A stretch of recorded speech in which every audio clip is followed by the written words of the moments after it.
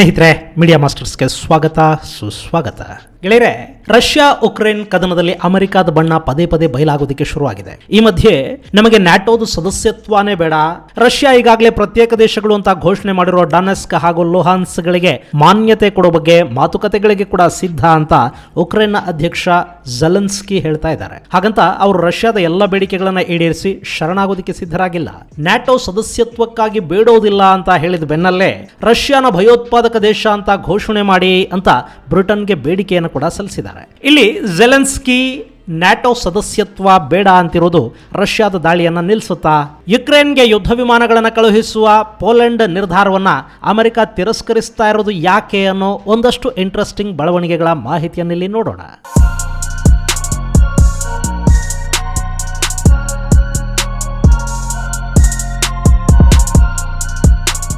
ಗೆಳೆಯರೆ, ರಷ್ಯಾ ಹಾಗೂ Ukraine ಸಂಘರ್ಷದಲ್ಲಿ America ಯಥಾ ಪ್ರಕಾರ ತನ್ನ ಹಳೆ ಬುದ್ಧಿವಂತಿಕೆಯನ್ನು ತೋರಿಸ್ತಾ ಇದೆ. ಈ ಹಿಂದೆ ಸೋವಿಯತ್ ವಿರುದ್ಧ ಹೇಗೆ ಅಮೆರಿಕ ಛಾಯಾ ಯುದ್ಧವನ್ನ ಮಾಡ್ತಾ ಇತ್ತೋ, ಈಗ ಅದೇ ಕೆಲಸವನ್ನ ರಷ್ಯಾದ ವಿರುದ್ಧ ಕೂಡ ಮುಂದುವರಿಸಿದೆ. ಇಲ್ಲಿ ಕಾದಾಡೋದಕ್ಕೆ ಉಕ್ರೇನ್ ಅನ್ನ ಮುಂದೆ ಬಿಟ್ಟು ರಷ್ಯಾದ ವಿರುದ್ಧ ಸಾಧ್ಯವಾದಷ್ಟು ಆರ್ಥಿಕ ದಿಗ್ಬಂಧನಗಳನ್ನು ವಿಧಿಸಿ ಆ ದೇಶವನ್ನ ಆರ್ಥಿಕವಾಗಿ ಹಣದ ಬಿಡಬೇಕು, ಐಸೋಲೇಟ್ ಮಾಡಬೇಕು ಅನ್ನೋದು ಅಮೆರಿಕ ಅನುಸರಿಸ್ತಾ ಇರೋ ತಂತ್ರ. ಈಗಾಗಲೇ ಆರ್ಥಿಕ ದಿಗ್ಬಂಧನಗಳನ್ನು ವಿಧಿಸಿರುವ ಅಮೆರಿಕ ಈಗ ರಷ್ಯಾದ ಮೇಲೆ ಸಂಪೂರ್ಣವಾಗಿ ತೈಲ ಹಾಗೂ ಗ್ಯಾಸ್ ಆಮದು ನಿರ್ಬಂಧ ಹೇರುವುದಕ್ಕೆ ಮುಂದಾಗ್ತಾ ಇದೆ. ರಷ್ಯಾದಿಂದ ಆಮದು ಮಾಡಿಕೊಳ್ತಾ ಇದ್ದ ನ್ಯಾಚುರಲ್ ಗ್ಯಾಸ್ ಹಾಗೂ ತೈಲೋತ್ಪನ್ನಗಳ ಪ್ರತಿಯಾಗಿ ಬೇರೆ ದೇಶಗಳಿಂದ ಅವುಗಳನ್ನು ಆಮದು ಮಾಡಿಕೊಳ್ಳೋದಕ್ಕೆ ಸಾಧ್ಯ ಆಗೋ ತರದ ಯೋಜನೆಗಳನ್ನ ಅಮೆರಿಕ ರೂಪಿಸ್ತಾ ಇದೆ. ಈಗಾಗಲೇ ನಿರ್ಬಂಧಕ್ಕೀಡಾಗಿರುವ ವೆನೆಜುವೆಲಾ, ಇರಾನ್ ಮುಂತಾದ ದೇಶಗಳ ಮೇಲಿನ ಒಂದಷ್ಟು ನಿರ್ಬಂಧಗಳನ್ನ ಸಡಿಲಿಸಿದ್ರೆ ಅಲ್ಲಿಂದ ಆಮದಾಗೋ ತೈಲ ರಷ್ಯಾಗೆ ಪರ್ಯಾಯ ಆಗುತ್ತೆ. ಹೀಗಾಗಿ ರಷ್ಯಾದ ತೈಲ ಮತ್ತು ಗ್ಯಾಸ್ ಮೇಲಿನ ನಿರ್ಭರತೆಯಿಂದ ಐರೋಪ್ಯ ದೇಶಗಳು ಮುಕ್ತವಾಗುತ್ತವೆ ಅನ್ನೋದು ಅಮೆರಿಕದ ಯೋಜನೆ. ಈ ಮಧ್ಯೆ ಅಮೆರಿಕದ ಸಾಕಷ್ಟು ಕಂಪನಿಗಳು ರಷ್ಯಾದಲ್ಲಿನ ತಮ್ಮ ಹೂಡಿಕೆಗಳನ್ನು ಹಿಂದಕ್ಕೆ ಪಡಿತಾ ಇವೆ. ಅದರಲ್ಲೂ ರಷ್ಯಾದ ನ್ಯಾಚುರಲ್ ಗ್ಯಾಸ್ ಹಾಗೂ ತೈಲೋದ್ಯಮದಲ್ಲಿ ಹೂಡಿಕೆ ಮಾಡಿದ್ದ ಬ್ರಿಟನ್ ಮೂಲದ BP ತನ್ನ ಹೂಡಿಕೆಯನ್ನು ಹಿಂಪಡೆದಿದೆ. ಹಾಗೆ ನಾರ್ವೆ ಮೂಲದ ಕಂಪನಿಗಳು ಕೂಡ ಬಂಡವಾಳ ಹಿಂತೆಗೆತಕ್ಕೆ ಮುಂದಾಗಿವೆ. ಕೋಲಾ, ಮೆಕ್ಡೊನಾಲ್ಡ್ ನಂತಹ ಸಂಸ್ಥೆಗಳು ತಮ್ಮ ಪ್ರಾಡಕ್ಟ್ಗಳನ್ನು ರಷ್ಯಾದಲ್ಲಿ ಮಾರಾಟ ಮಾಡುವುದನ್ನು ನಿಲ್ಲಿಸಿವೆ. ರಷ್ಯಾದಲ್ಲಿ ಮಾಸ್ಟರ್ ಕಾರ್ಡ್, ವೀಸಾ ಸಂಸ್ಥೆಗಳು ಸೇವೆಯನ್ನು ಹಿಂದಕ್ಕೆ ಪಡ್ಕೊಂಡಿವೆ. ರಷ್ಯಾದ ಟೆಲಿವಿಷನ್ ಚಾನೆಲ್ಗಳಿಗೆ ನಿರ್ಬಂಧ ವಿಧಿಸಲಾಗಿದೆ. ಹಾಗೆ ರಷ್ಯಾ ಕೂಡ ಫೇಸ್ಬುಕ್ ಮೇಲೆ ನಿರ್ಬಂಧ ವಿಧಿಸಿದೆ. ಈ ಎಲ್ಲ ಕ್ರಮಗಳ ಮೂಲಕ ರಷ್ಯಾನ ಒಬ್ಬಂಟಿಯನ್ನಾಗಿ ಮಾಡಿ ಅದನ್ನು ಪ್ರಪಂಚದ ಬೇರೆ ದೇಶಗಳ ಸಂಪರ್ಕದಿಂದ ದೂರ ಮಾಡೋ ಪ್ರಯತ್ನ ಒಂದು ಕಡೆ ನಡೀತಾ ಇದ್ರೆ, ಮತ್ತೊಂದು ಕಡೆ ಯುಕ್ರೇನ್ಗೆ ಬೇಕಾದ ಹಣ ಹಾಗೂ ಆಯುಧಗಳನ್ನ ಹಿಂಬಾಗಿಲಿನ ಮೂಲಕ ಒದಗಿಸ್ತಾ ಈ ಸಂಘರ್ಷ ಸದ್ಯಕ್ಕೆ ಮುಗಿಯದ ಹಾಗೆ ಅಮೆರಿಕ ನೋಡ್ಕೊಳ್ತಾ ಇದೆ. ಈ ಮಧ್ಯೆ ರಷ್ಯಾದ ವಿರುದ್ಧ ಹೋರಾಡೋದಕ್ಕೆ ಯುಕ್ರೇನ್ಗೆ ಸೋವಿಯತ್ ಮಾಡೆಲ್ ಯುದ್ಧ ವಿಮಾನಗಳನ್ನು ಒದಗಿಸೋದಕ್ಕೆ ಅಮೆರಿಕ ನ್ಯಾಟೋ ದೇಶಗಳಿಗೆ ಮತ್ತು ಸೋವಿಯತ್ ಒಕ್ಕೂಟದ ಹಳೆಯ ಪಾಲುದಾರ ದೇಶಗಳಿಗೆ ಮನವಿ ಮಾಡಿಕೊಂಡಿತ್ತು. ಹಾಗೆ ಮಿಗ್ ವಿಮಾನಗಳನ್ನು ಯುಕ್ರೇನ್ಗೆ ಕೊಟ್ಟರೆ ಅದಕ್ಕೆ ಪ್ರತಿಯಾಗಿ ಅಮೆರಿಕದ F-16 ಯುದ್ಧ ವಿಮಾನಗಳನ್ನು ಕೊಡೋದಾಗಿ ಪೋಲೆಂಡ್ಗೆ ಅಮೆರಿಕ ಆಫರ್ ಕೂಡ ಕೊಟ್ಟಿತ್ತು. ಅದರಂತೆ ಪೋಲೆಂಡ್ ತನ್ನ MiG-29 ಯುದ್ಧ ವಿಮಾನಗಳನ್ನು ಜರ್ಮನಿಯಲ್ಲಿನ ಅಮೆರಿಕನ್ ಏರ್ ಬೇಸ್ಗೆ ಕಳುಹಿಸಿಕೊಟ್ಟು ಅಲ್ಲಿಂದ ಅವುಗಳನ್ನು ಯುಕ್ರೇನ್ಗೆ ಕಳುಹಿಸ್ತೀವಿ ಅಂತ ಹೇಳಿದ ಕೂಡಲೇ ಅಮೆರಿಕ ಒಮ್ಮೆ ಬೆಚ್ಚಿ ಬಿದ್ದಿದೆ. No no no no no ಯಾವುದೇ ಕಾರಣಕ್ಕೂ ಹಾಗೆ ಮಾಡೋದಕ್ಕೆ ಹೋಗಬೇಡಿ, ಬೇಕಿದ್ರೆ ಪೋಲೆಂಡ್ನಿಂದ ನೇರವಾಗಿ ಯುಕ್ರೇನ್ಗೆ ಕಳುಹಿಸಿ, ಅವು ಅಮೆರಿಕದ ಏರ್ ಬೇಸ್ಗೆ ಬರೋದು ಬೇಡ ಅಂತ ಅಧ್ಯಕ್ಷ ಜೋ ಬಿಡೆನ್ ಖಡಾಖಂಡಿತವಾಗಿ ಹೇಳ್ತಾ ಇದ್ದಾರೆ.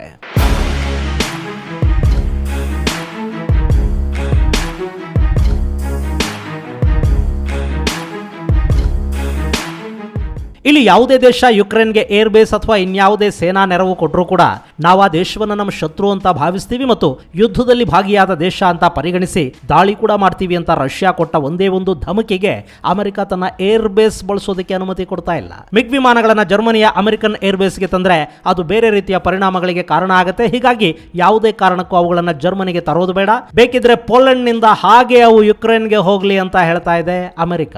ಇಲ್ಲಿ ಕೂಡ ನಾಳೆ ಅಕಸ್ಮಾತ್ ರಷ್ಯಾ ಮುರ್ಕೊಂಡು ಬಿದ್ದರೆ ಪೋಲೆಂಡ್ ಮೇಲೆ ಬೀಳಲಿ, ಆಗಬೇಕಿದ್ರೆ ನ್ಯಾಟೋ ಪಡೆಗಳು ಹೋರಾಡುತ್ತವೆ. ಆದರೆ ಯಾವುದೇ ಕಾರಣಕ್ಕೂ ರಷ್ಯಾದ ಸಿಟ್ಟು ಅಮೆರಿಕದ ಕಡೆಗೆ ತಿರುಗೋದು ಬೇಡ.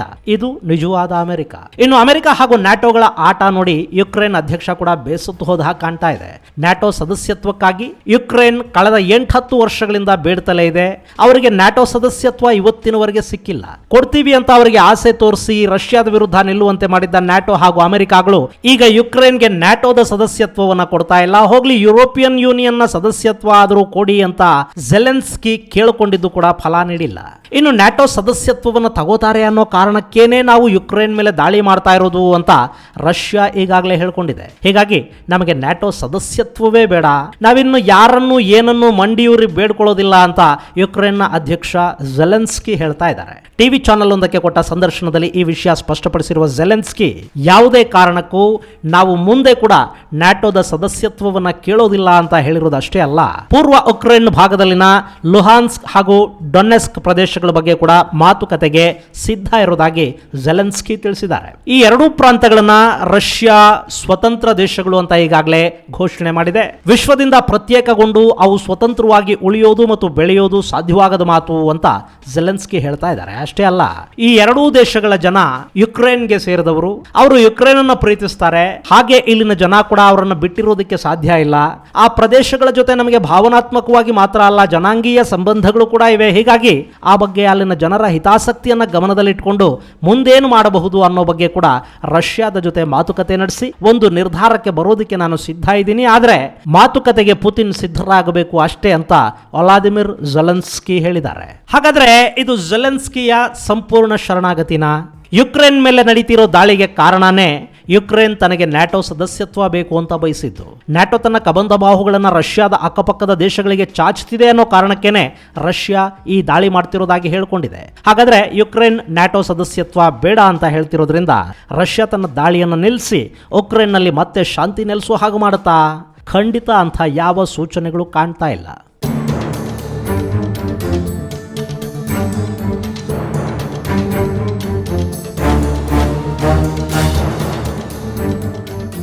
ಇಲ್ಲಿ ರಷ್ಯಾ ಬರೀ ಯುಕ್ರೇನ್ ಬಗ್ಗೆ ಮಾತ್ರ ಯೋಚನೆ ಮಾಡ್ತಾ ಇಲ್ಲ, ಒಟ್ಟಾರೆ ನ್ಯಾಟೋ ಹಾಗೂ ಅಮೆರಿಕಾಗೊಂದು ಪಾಠ ಕಲಿಸೋದಕ್ಕೆ ಹೊರಟಿದೆ. ಈ ಯುಕ್ರೇನ್ ಅನ್ನ ಸಂಪೂರ್ಣವಾಗಿ ಆಕ್ರಮಿಸಿಕೊಂಡ ನಂತರ ಕೂಡ ರಷ್ಯಾ ಸುಮ್ಮನಿರುತ್ತೆ ಅಂತೇನಿಲ್ಲ. ಯುಕ್ರೇನ್ನ ಪಕ್ಕದಲ್ಲೇ ಇರೋ ಪುಟ್ಟ ರಾಷ್ಟ್ರ ಮಾಲ್ಡೋವಾದ ಮೇಲೆ ಕೂಡ ರಷ್ಯಾ ದಾಳಿ ಮಾಡೋ ಸಾಧ್ಯತೆ ಇರುತ್ತೆ. ಇನ್ನು ಇಲ್ಲಿ ನಮಗೆ ನ್ಯಾಟೋ ಸದಸ್ಯತ್ವ ಬೇಡ ಅಂತ ಯುಕ್ರೇನ್ ಹೇಳೋದಷ್ಟೇ ಸಾಧ್ಯ ಆಗೋದಿಲ್ಲ, ಅದಕ್ಕೆ ಲಿಖಿತ ಭರವಸೆಯನ್ನ ಕೇಳುತ್ತೆ ರಷ್ಯಾ. ಅದರ ಜೊತೆಗೆ ಇನ್ನು ಮುಂದೆ ಕೂಡ ಯುಕ್ರೇನ್ ನಲ್ಲಿ ತನ್ನ ಮಾತು ಕೇಳುವ ಸರ್ಕಾರ ಇರಲಿ ಅಂತಲೇ ರಷ್ಯಾ ಬಯಸುತ್ತೆ. ಪಾಶ್ಚಾತ್ಯ ದೇಶಗಳ ತಾಳಕ್ಕೆ ತಕ್ಕ ಹಾಗೆ ಕುಣಿಯುವ ಈ ಅಧ್ಯಕ್ಷ ಜೆಲೆನ್ಸ್ಕಿಯ ಪದಚ್ಯುತಿಯನ್ನ ರಷ್ಯಾ ಬಯಸ್ತಾ ಇದೆ ಮತ್ತು ಕೈಗೊಂಬೆಯಂತಹ ಅಧ್ಯಕ್ಷನನ್ನು ತಂದಲ್ಲಿ ಕೂಡಿಸಬೇಕು ಅಂದ್ಕೋತಾರೆ ಪುತಿನ್. ಹಾಗಾಗಬೇಕು ಅಂದ್ರೆ ಯುಕ್ರೇನ್ ಸಂಪೂರ್ಣವಾಗಿ ಸೋಲೊಪ್ಪಿಕೊಂಡು ಶರಣಾಗಬೇಕು. ಅಲ್ಲಿಯವರೆಗೆ ಈ ಕದನ ನಿಲ್ಲೋ ಹಾಗೆ ಕಾಣ್ತಾ ಇಲ್ಲ. ಇಲ್ಲಿ ಯುಕ್ರೇನ್ ಸಂಪೂರ್ಣ ಸೋಲಬೇಕು ಅನ್ನೋದೇ ರಷ್ಯಾದ ಉದ್ದೇಶವಾದ್ರೆ ಈ ಯುದ್ಧವನ್ನ ಇಷ್ಟೊಂದು ನಿಧಾನಗೊಳಿಸ್ತಾ ಇರೋದು ಯಾಕೆ? ಇಲ್ಲಿ ರಷ್ಯಾದ ಪಡೆಗಳಿಗೆ ನಿಜಕ್ಕೂ ಹಿನ್ನಡೆ ಉಂಟಾಗ್ತಾ ಇದೆಯಾ? ದೊಡ್ಡ ಪ್ರಮಾಣದಲ್ಲಿ ರಷ್ಯಾ ಸೇನೆಗೆ ಯುಕ್ರೇನ್ ಪ್ರತಿರೋಧವನ್ನು ಒಡ್ಡುತ್ತಾ ಇದೆಯಾ? ಅಥವಾ ಇಂಥ ಸುದ್ದಿಗಳನ್ನ ಅಮೆರಿಕ ಹಾಗೂ ಮಿತ್ರ ಪಡೆಗಳು ಸುಮ್ಮನೆ ಹರಡ್ತಾ ಇವೆಯಾ? ಗೆಳೆಯರೆ, ಇಲ್ಲಿ ರಷ್ಯಾದ ಪಡೆಗಳು ನಿಧಾನ ಮಾಡ್ತಿವೆ ಅನ್ನೋದು ನಿಜಾನೇ, ಅಲ್ಲಿ ತೀವ್ರ ಪ್ರತಿರೋಧ ಎದುರಾಗ್ತಾ ಇದೆ ಅನ್ನೋದು ಕೂಡ ನಿಜಾನೇ. ಹಾಗಂತ ದಿನ 1,000 ಮಂದಿ ರಷ್ಯನ್ ಸೈನಿಕರು ಯುದ್ಧ ಭೂಮಿಯಲ್ಲಿ ಸತ್ತು ಹೋಗ್ತಿದ್ದಾರೆ ಅನ್ನೋದಿದೆಯಲ್ಲ, ಅದು ಯುಕ್ರೇನ್ ಹಾಗೂ ಪಾಶ್ಚಿಮಾತ್ಯ ದೇಶಗಳು ಹರಡ್ತಾ ಇರೋ ಸುಳ್ಳು ಸುದ್ದಿ. ಇಲ್ಲಿ ಯುಕ್ರೇನ್ ಅನ್ನೋದು ರಷ್ಯಾಗೆ ಅಭೇದ್ಯ ಅಂತೇನಲ್ಲ. ಈ ಹಿಂದೆ ಇರಾಕ್ ಮೇಲೆ ಅಮೆರಿಕದ ಪಡೆಗಳು ದಾಳಿ ಸುಲಭವಾಗೇನು ದಕ್ಕಿರಲಿಲ್ಲ. ಅಷ್ಟು ದೊಡ್ಡ ಅಮೆರಿಕ, ಅಷ್ಟು ದೊಡ್ಡ ಸೇನೆ, ಆಧುನಿಕ ಉಪಕರಣಗಳು, ಪ್ರೊಫೆಷನಲ್ ಸೈನಿಕರು ಇದೆಲ್ಲ ಇದ್ದು ಕೂಡ ಇರಾಕನ್ನು ಆಕ್ರಮಿಸಿಕೊಳ್ಳೋದಕ್ಕೆ ಅಮೆರಿಕ ತುಂಬಾನೇ ಹೋರಾಟವನ್ನು ನಡೆಸಬೇಕಾಯಿತು. ಯಾವುದೇ ಒಂದು ದೇಶದ ಮೇಲೆ ಸುಮ್ಮನೆ ದಾಳಿ ಮಾಡಿ ಅವರನ್ನ ಘಾಸಿಗೊಳಿಸಿ ಯುದ್ಧದಲ್ಲಿ ಮಣಿಸೋದು ಬೇರೆ, ಆ ದೇಶವನ್ನ ಸಂಪೂರ್ಣವಾಗಿ ಆಕ್ರಮಿಸಿಕೊಳ್ಳೋದು ಬೇರೆ. ಇಲ್ಲಿ ರಷ್ಯಾ ಆಕ್ರಮಿಸಿಕೊಳ್ಳೋದಕ್ಕೆ ಹೋಗ್ತಾ ಇದೆ. ಹಾಗಾದಾಗ ಯಾವುದೇ ದೇಶದಲ್ಲಿ ಕೂಡ ಇಷ್ಟು ರೆಸಿಸ್ಟೆನ್ಸ್ ಅನ್ನೋದು ಇದ್ದೇ ಇರುತ್ತೆ. ಇನ್ನು ಸಿವಿಲಿಯನ್ ಏರಿಯಾಗಳ ಮೇಲೆ ದಾಳಿ ನಡೆಯದ ಹಾಗೆ ನೋಡ್ಕೋಬೇಕು. ಸಾಕಷ್ಟು ಕಡೆಗಳಲ್ಲಿ ನಾಗರಿಕರೇ ಸೇನಾ ವಾಹನಗಳಿಗೆ ಅಡ್ಡ ಬರ್ತಾರೆ, ಅವರು ಕೂಡ ಪ್ರತಿರೋಧವನ್ನು ಒಡ್ಡುತ್ತಾರೆ. ಇದೆಲ್ಲವನ್ನ ನಿಧಾನವಾಗಿ ದಾಟಿಕೊಂಡು ಮುಂದುವರಿಬೇಕಾಗತ್ತೆ. ಹಾಗೆ ರಸ್ತೆ ಯುದ್ಧಕ್ಕೂ ಯುಕ್ರೇನ್ ನೆಲಬಾಂಬುಗಳನ್ನು ಜೋಡಿಸಿದೆ. ಹೀಗಾಗಿ ರಷ್ಯಾದ ಸೇನೆ ಮೊದಲು ವಾಯುದಾಳಿಗೆ ಹೆಚ್ಚಿನ ಪ್ರಾಶಸ್ತ್ಯವನ್ನು ಕೊಡ್ತಾ ಇದೆ. ಇದು ಸಹಜ ಕೂಡ. ಇಲ್ಲಿ ತಡ ಆಗ್ತಿದೆ ಅನ್ನೋದು ರಷ್ಯಾಗೆ ಹಿನ್ನಡೆ ಅಂತ ಹೇಳೋದಕ್ಕಾಗೋದಿಲ್ಲ. ಇಲ್ಲಿ ರಷ್ಯಾ ಮಾತುಕತೆಗಳು ನಡೆಯೋದಕ್ಕೆ ಬೇಕಾದ ಚಾನೆಲ್ಗಳನ್ನು ಕೂಡ ತೆರೆದಿಟ್ಟುಕೊಂಡಿದೆ. ಬೇಗ ಇಲ್ಲೊಂದು ಪರಿಹಾರ ಸಿಗಲಿ. 20 ಲಕ್ಷ ಜನ ಇಲ್ಲಿ ನಿರಾಶ್ರಿತರಾಗಿದ್ದಾರೆ. ಜಗತ್ತಿನ ಆಹಾರ ಹಾಗೂ ತೈಲದ ಕಣಜಗಳು ಕಿತ್ತಾಟದಲ್ಲಿ ಮುಳುಗಿ ಹೋದ್ರೆ ದೇಶದ ಒಂದಷ್ಟು ಭಾಗ ಹಸಿವು ಹಾಗೂ ಬೆಲೆ ಏರಿಕೆಯಿಂದ ನರಳೋ ಹಾಗಾಗತ್ತೆ. ಆ ಕಾರಣದಿಂದಾದರೂ ಈ ಎರಡೂ ದೇಶಗಳು ಬೇಗ ಯುದ್ಧವನ್ನು ಮುಗಿಸ್ಲಿ ಅಂತ ಬಯಸೋಣ. ಇದು ಗೆಳೆಯರೆ, ನ್ಯಾಟೋ ಪಡೆಗಳಿಂದ ಯಾವ ಸಹಾಯವೂ ಸಿಗದೆ ಕಡೆಗೆ ನಮಗೆ ನ್ಯಾಟೋ ಸದಸ್ಯತ್ವವೇ ಬೇಡ, ರಷ್ಯಾ ಮಾತುಕತೆಗೆ ಬರಲಿ ಅಂತ ಹೇಳ್ತಾ ಇರೋ ಯುಕ್ರೇನ್ ಅಧ್ಯಕ್ಷರ ಮಾತು ಮತ್ತು ಸದ್ಯಕ್ಕೆ ಅಲ್ಲಿನ ಒಂದಷ್ಟು ಬೆಳವಣಿಗೆಗಳ ವಿವರ. ಮುಂದಿನ ಸಂಚಿಕೆಯಲ್ಲಿ ಮತ್ತಷ್ಟು ವಿಶೇಷಗಳ ಜೊತೆ ಮತ್ತೆ ಭೇಟಿಯಾಗೋಣ. ಅಲ್ಲಿವರೆಗೆ ಜೈ ಹಿಂದ್, ಜೈ ಕರ್ನಾಟಕ.